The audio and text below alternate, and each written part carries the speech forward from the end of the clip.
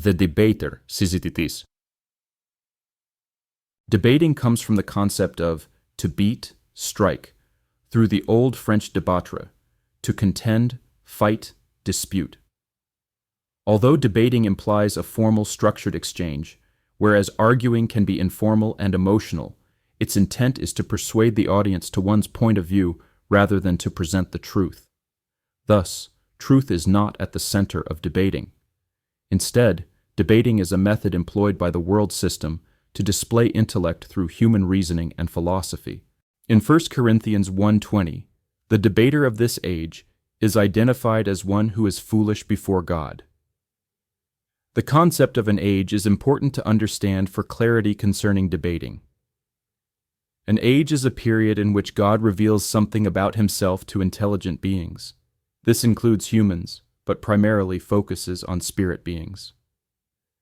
The current age in which we live is the malignantly evil age, governed by Satan, which displays God's righteous character in contrast to Lucifer's character, Ephesians 2:2, 2 Corinthians 4:4.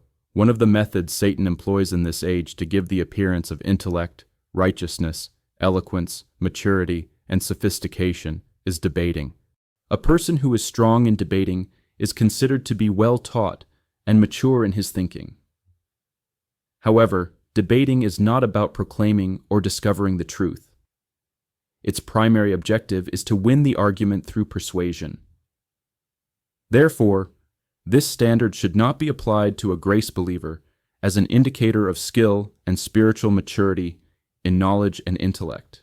As grace believers, we are to always be ready to give a defense for the hope that is in us, 1 Peter 3:15. In some cases, this may involve debating. In such situations, the grace believer's focus must remain on presenting the truth, not on seeking to persuade the audience, thereby avoiding the trap of debating according to the standards of the world system. One of Paul's companions, Demas, became entangled with the pursuits of this age, loving them more than remaining with Paul, 2 Timothy 4:10. His willingness to sacrifice for the present age indicates a desire for the appearance of wisdom that belongs to this age through debating and philosophy, rather than a pursuit of the truth. For Demas abandoned me, loving the present age, and traveled to Thessalonica, Crescens unto Galatian, Titus unto Dalmatia, 2 Timothy 4:9. Paul was forsaken by his fellow saints at his first defense. However, he did not desire that it be reckoned against them, 2 Timothy 4:16. The Lord stood with him and strengthened him so that the message might be fully proclaimed for all the Gentiles to hear, 2 Timothy 4:17. Some saints will abandon the gathering together of the grace believers, even though Paul exhorts us not to, for we are to encourage one another as the day approaches. This is not equivalent to forsaking the faith. Paul's companions were saved men and remained in that state even after abandoning him, just as those who abandon the gathering of the saints remain believers. However, in the case of Demas in particular, because he was carnal, he developed a love for debating, which misdirected his love toward the world rather than toward other grace believers, where it belongs, John 13:34. The Christian life.